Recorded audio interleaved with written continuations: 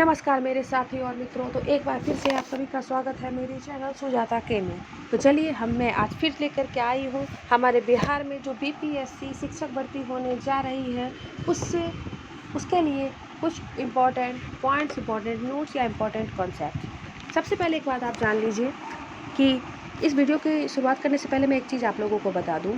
जैसा कि सभी जो हमारे शिक्षक अभ्यर्थी मित्र हैं उनके लिए ये बहुत ही ज़रूरी सूचना है। एक चीज़ आप जान लीजिए कि आप कितने भी तरह की बुक्स क्यों ना पढ़ लें, कितने भी कहते हैं मोटी मोटी बुक्स, अदर पब्लिकेशन की बुक्स, प्रैक्टिस सेट्स, ये सब बनाएं, अच्छी बात है।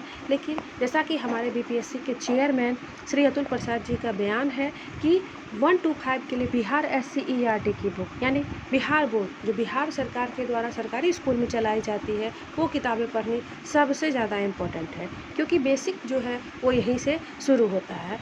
9, 10, 11, 12 के लिए जो है वो NCERT की बुक भी पढ़नी ज़रूरी है। तो एक चीज़ आप जान लीजिए कि ठीक है, हम साइड से बहुत सारी बुक पढ़ रहे हैं, लुसेंट पढ़ रहे हैं, क्राउन पढ़ रहे हैं, वन लाइनर पढ़ रहे हैं, बहुत सारी बुक पढ़ रहे हैं, लेकिन जब तक हम बेसिक को नहीं जानेंगे तब तक हमारे लिए वो क्या है, जीरो है। तो चलिए, बहुत सारे ऐसे मेरे मित्र हैं जिन्होंने ये कहा कि पढ़ने के लिए बिहार बोर्ड की बुक में जो है वो कंटेंट कम है और उसमें इधर उधर की बातें ज़्यादा लिखी हुई है।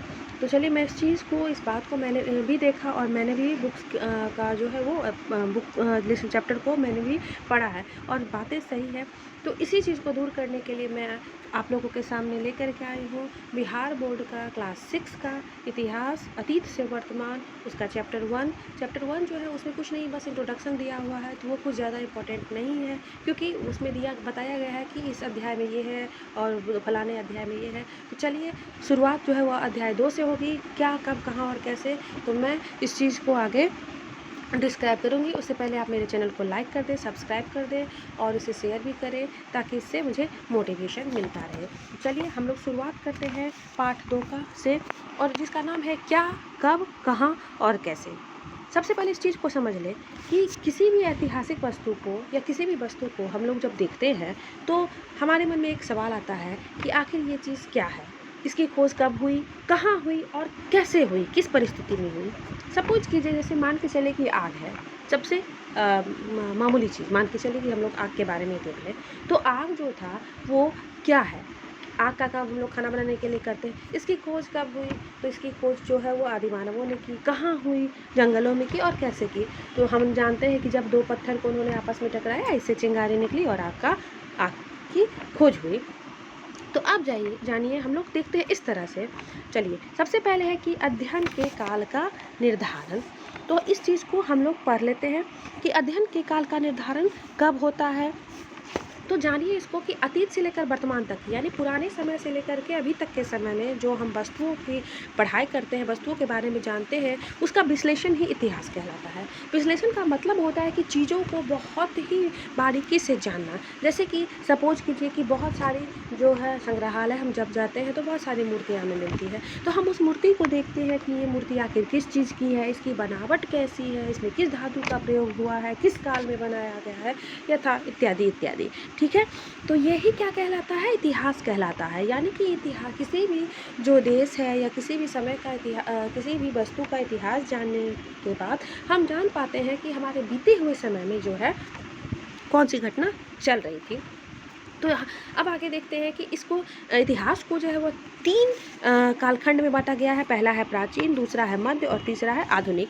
ठीक है, चलिए अब हम लोग आगे देखते हैं कि भारत में प्राचीन काल मानव जाति के आरंभिक क्रियाकलापों से 8वीं शताब्दी के पूर्वार्ध 700 से 750 ईस्वी तक निर्धारित किए गए हैं।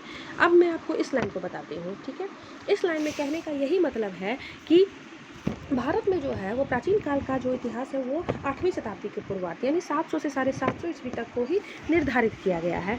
इसके आरंभिक चरण को हम पूर्व ऐतिहासिक काल कहते हैं। उस समय में क्या हुआ था, इसलिए ऐसा कहा जाता है कि किसी भी लिखित घटना जो है उसका किसी भी जो घटना है उसका कोई लिखित इतिहास अभी तक प्राप्त नहीं हुआ है। जाहिर सी बात है, लोगों को लिखने पढ़ने का उस समय ज्ञान नहीं था। ठीक है। वो संकेतों और इशारों से आपस में बातें करते थे। उन्हें पता नहीं था कि किस सांकेतिक चिन्ह, किस चिन्ह का उपयोग करेंगे, लिखेंगे तो लोग उसे समझेंगे। अब देखिए, एक बात मैं आपको उदाहरण के ज़रिए समझाना चाहती हूँ। सपोज़ कीजिए, आप किसी इंसान से सामने, आपके सामने कोई आदमी खड़ा है, आप उससे अगर पानी मांग रहे हैं, ठीक है, तो जब उस इंसान को पता होगा कि ग्लास किसे कहते हैं, पानी किसे कहते हैं, तभी तो वो आपको ला करके पानी देगा। जब उसे पता ही नहीं है कि ग्लास क्या होता है और पानी क्या होता है, तो कभी वो आपको ला के दे सकता है? बिल्कुल भी नहीं। तो जस्ट वही थिंग्स था कि जब उस समय में विकास नहीं हुआ था, लिखने पढ़ने का विकास नहीं था, लिपि का विकास नहीं था, तो उस समय का कुछ भी इतिहास जो है वो नहीं पाया जाता है। जैसे कि देखिए, एक चीज़ बता रही हूँ, जैसे जैसे मनुष्य जो है वह समय के साथ साथ जो है उनके अंदर बौद्धिक क्षमता आने लगी और उन्हें पता चलने लगा कि कौन से काम को करने से हमें लाभ मिल सकता है, कौन से काम को करने से हम आगे बढ़ सकते हैं, और तब जा कर के जो है वो खेती, पहिया, पशुपालन, इन सब चीज़ों का जो है उन्होंने प्रयोग करना सीखा, और जिससे कस्बों और शहर का विकास हुआ।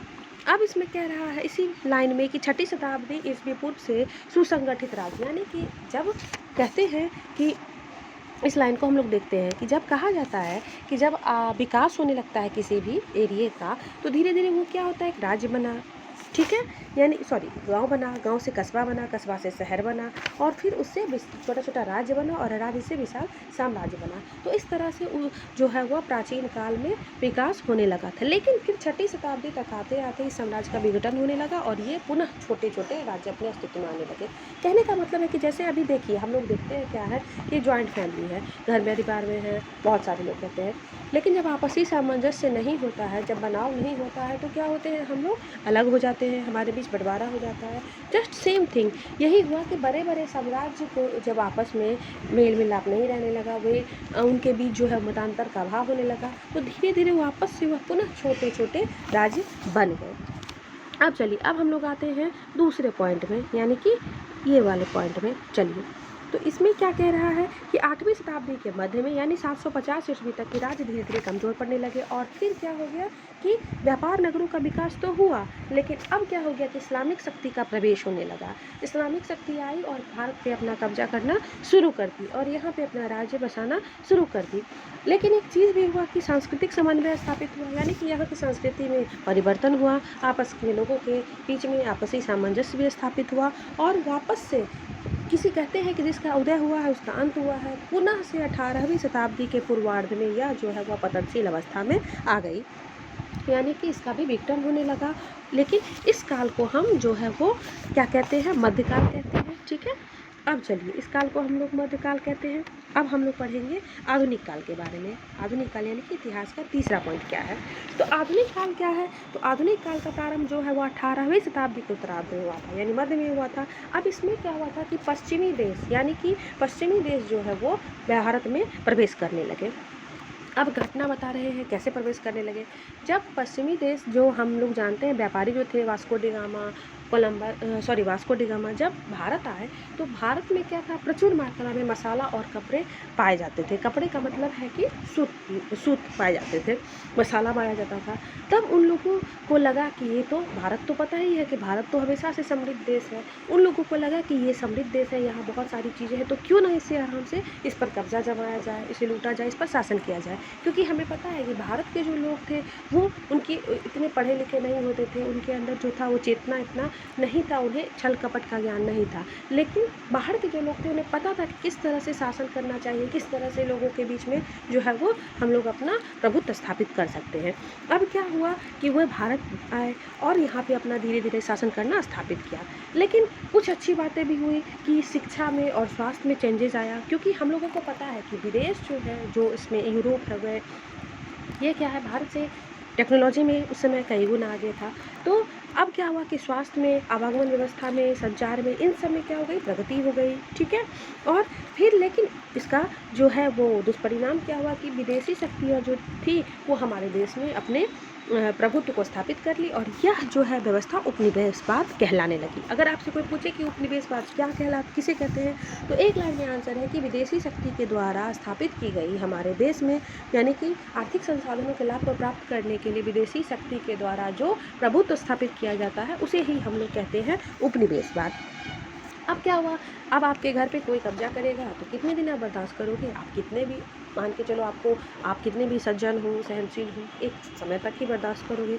बस यही हुआ धीरे-धीरे जब उन्होंने हमारे भारत पर कब्जा किया, पूर्ण रूप से कब्जा किया, उस पर हमारे भारतीयों पर अत्याचार और शोषण करने लगे, हमारी कर लगाने लगे, टैक्सेस लगाने लगे, तो ये बातें यहाँ की जनता को बुरी लगी और कुछ वीर क्रांतिकारी आए जिनके भी एक चेतना जगी और उन्होंने क्या किया, राष्ट्रीय आंदोलन का आगाज़ किया और फिर इतना उन हमारे अंग्रेज़ी शासकों और हमारे क्रांतिकारी, हमारे वीर क्रांतिकारियों के बीच में इतनी युद्ध चली कि 1947 ईस्वी में जाकर के हमारे भारत को आज़ादी मिल गई और हमें क्या हुआ कि संविधान लागू हुआ और उसके बाद संविधान के द्वारा जनता को अपने प्रतिनिधियों द्वारा शासन करने का अधिकार मिल गया।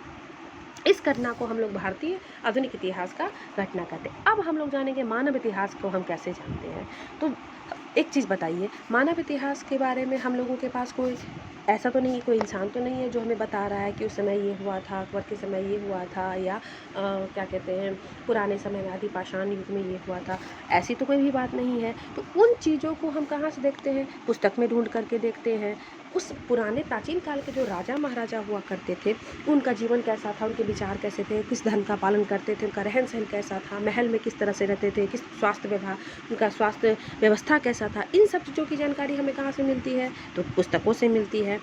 और उस समय के पुस्तक किस चीज़ से लिखे होते थे? कोई प्रिंटिंग मशीन नहीं था, क्योंकि हम लोग जानते हैं कि ये जो प्रिंटिंग और टाइपिंग मशीन है इसका आविष्कार मध्यकाल के जो है वो मध्य में हुआ था, लेकिन उस समय हाथ से ही लिखने का काम किया जाता था। तो हाथ से लिखने का काम किस पे करते थे? उस समय पेपर पेन तो था नहीं। तो पांडुलिपि उसको कहते हैं, वो होता था भोजपत्र या ताड़पत्र, एक पत्ता टाइप का होता था, उस पर वो लोग लिखने स्याही से लिखने का काम करते थे, फूल के रस से या और भी प्रकार की औषधि से। और ताड़पत्र और भोजपत्र की सबसे बड़ी बात ये है कि वो अभी तक वो जो है नष्ट नहीं होती है। तो अब क्या हुआ कि कुछ बच गए जो हमारे पास अभी संग्रहालय में है और कुछ नष्ट हो गए। पटना के खुदाबख्श लाइब्रेरी और पालीगंज के भरतपुरा के गोपाल नारायण सिंह लाइब्रेरी में स्थित है। इसके अलावा दिल्ली के भी कुछ लाइब्रेरी में ये स्थित है। तो ये सब जो है वो हमारे पांडुलिपि थे। इसमें बहुत सारी कविताएं और नाटक लिखी गई है जिसका प्रयोग राजा महाराजा अपने मनोरंजन के लिए करते थे। संस्कृत भाषा में भी है और प्राकृतिक और तमिल और कन्नड़ भाषा में भी है। अब देखिए एक और चीज़ है यहाँ पे कि ये लिखा गया है कि ताड़पत्र पर लिखी गई पांडुलिपि, यानी कि ये भोजपत्र पर लिखी गई पांडुलिपि है और ये अभिलेख पर यानी शिलालेख पर पत्थर पर लिखी गई है। पत्थर पर इसलिए लिखी जाती थी क्योंकि जो लोग लिखने वाले थे उनका मानना था कि पत्थर पर जो भी लिखे हुए अक्षर है वो कभी नष्ट नहीं होंगे और हमारे आने वाले जो बच्चे होंगे, जो पीढ़ी होगी, वो भी इसका अध्ययन जो है वो अच्छे ढंग से कर पाएंगे। तो चलिए आज के लिए इतना ही। तो हम लोगों ने संक्षेप में जाना कि किस तरह से जो है वो इतिहास का उदय हुआ। इतिहास 3 भागों में बांटा गया, प्राचीन काल, मध्यकाल, आधुनिक काल। और प्राचीन काल में जो है वो आदिमानवों की क्या भूमिका रही, मध्यकाल में इस्लामिक शासन स्थापित हुआ और इसके अलावा भी बहुत सारे राजाओं ने अपना प्रभुत्व जमाया और आधुनिक काल में किस प्रकार से अंग्रेज़ों से हम लोगों ने लड़ा। तो ये सब चीज़ें हम लोग धीरे धीरे आगे के चैप्टर में भी जानेंगे। तो ये जो हमारा पार्ट 2 है इसको मैंने 2 भागों में बांट दिया है ताकि आप लोगों को भी समझने में आसानी मिल सके, शॉर्ट तरीके से आप लोग समझ सके। तो चलिए हम फिर लेकर के आएंगे, इसका जो बचा हुआ पार्ट है उसको फिर हम लेके आएंगे और आप लोगों को अच्छे से समझाएंगे। तब तक आप लोग इसे एक बार अपने से भी पढ़ लें नहीं और देख लें, क्योंकि शायद हो सकता है एक बार बताने के बाद जब आप पढ़ेंगे तो आपके समझ में ये चीज़ें अच्छे से आ जाएं। तो चलिए बेस्ट ऑफ लक आप सभी को। आज के लिए बस इतना ही। Thank you.